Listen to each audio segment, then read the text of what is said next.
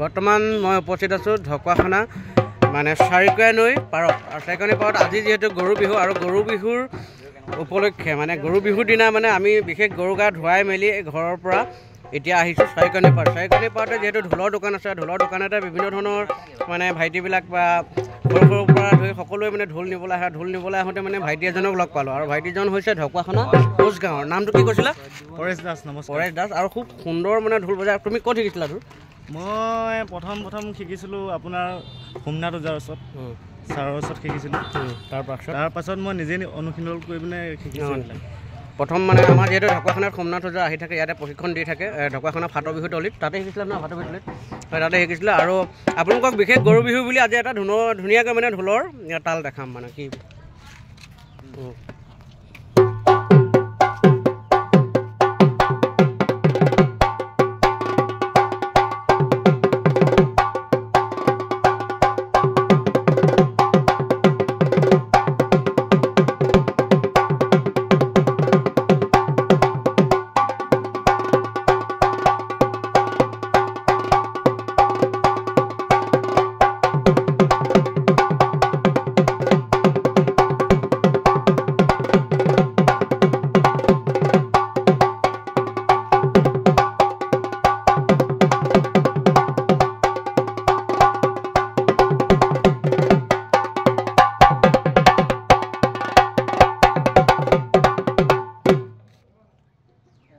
খুব সুন্দৰ। তোমাৰ ভৱিষ্যত উজ্জ্বল কামনা কৰিলোঁ দেই।